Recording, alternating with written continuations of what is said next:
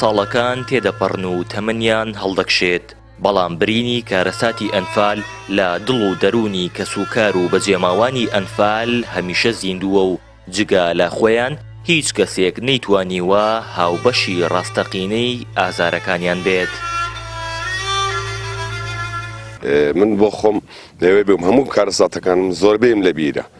من یەکەم شت کە زۆر لە ژیانمە لە ڕۆژانەمە لە ساتە چرکەکان ژیانمە قەت لەبیرم ناچێت. ئەو شتێک بوو لە برازایەکم مناڵ بوو تەمەنی 11 ساڵ و نیەک بوو، نەخۆشیەکی کرد داوای نانی کرد لە برسا، هەتاکو گیانی دەرچوو من بە دیاریەوە هەتاکو گیانی دەرچووتی نان بەداخەوە نان نەبوو. ئەنجا ئێمە لەو شوێنە بووین شوێنێکی پیس هەتا بڵێ نەخۆشاوی. ئێمە تقریبن خەڵکێ زۆر بووین 12-13 هەزار نفوس بووین. لە کاتی خۆرئاوابوونا منشای مقاپەتیان هاورد کە سوکارەکە و هاوسێ و دراوسێ و خزم و کە سوکار ئێمە زۆربەیان لێ برد. ئێمە خوای گەورە وای کرد نسیبی ئێمەی تیانە بوو، ئەنا ئێمە شەبریان بۆ ژێر خۆڵ کاتی ئەبریان حتمما بۆ ژێر خۆڵ بوو. وڵای تر هاتینە خوار حەسیرە دوای مەکینەمان پێ و دوای گرتمانیان سەر زیلیان کردین بۆ قۆرەتوو. سێ شەو لە قۆرەتووین، دوای سێ شەوەکەی قۆرەتوو باریان کردین، دوای ئەوەدا باریان کردین بۆ کەرکووک، شەوێ لە کەرکووکین ئیتر باریان کرد 3 مانگ لە دەبزوین.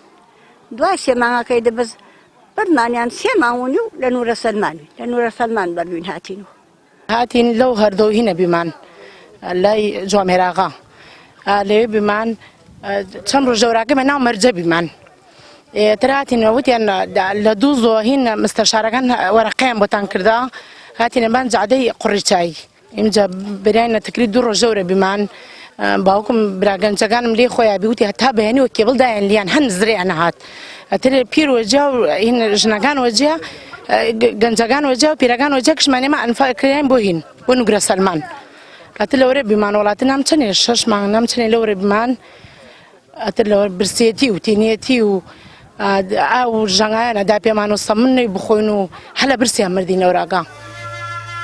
33 ساڵ تێپەڕ دەبێت بەسەر ئەو کارەساتەدا و یادەکانی ئەنفال ساڵ لە دوای ساڵ خامۆشتر دەبێت. ئەم ساڵیش لە کاتی سەردانی بەرپرسان بۆ سەرمەزاری ئەنفالکراوان گرژی و ئاڵۆزی دروست بوو. بەهۆی تووڕەیی و ناڕەزایی کە سوکار و تاقانەکانی ئەنفال لە جێبەجێنەکردنی داواکاریەکانیان و لا نەکردنەوە لە بارودۆخی ژیانیان نەیان هێشت بەرپرسان بەسەر فەرشی سووردا بڕۆن و تاجە گوڵی نەدا بنێن.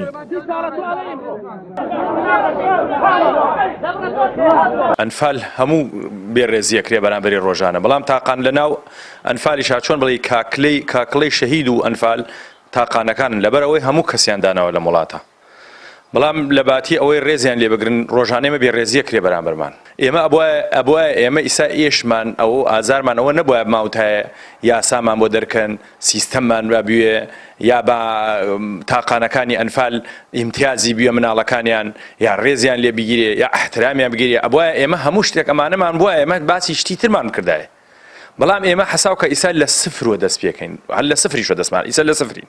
یعنی تۆ ڕێزت لە شەهید نەگرت لەو خەڵکانە نەگرت کە ماندوون لە وڵاتە و خەڵکی چاک و خراپت جیان نەکردەوە، ئەی وڵاتەکەت هێشتا باشترین لەمە بێ لەمە خراوەتر چاوەڕێ بکەین.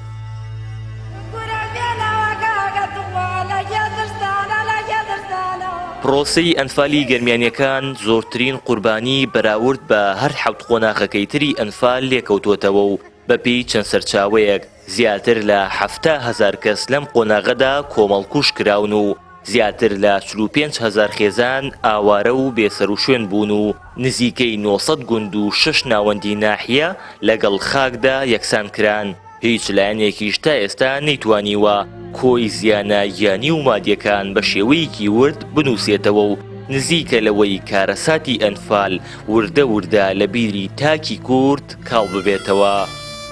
هاوار محەممەد، کەناڵی پەیام، گەرمیان.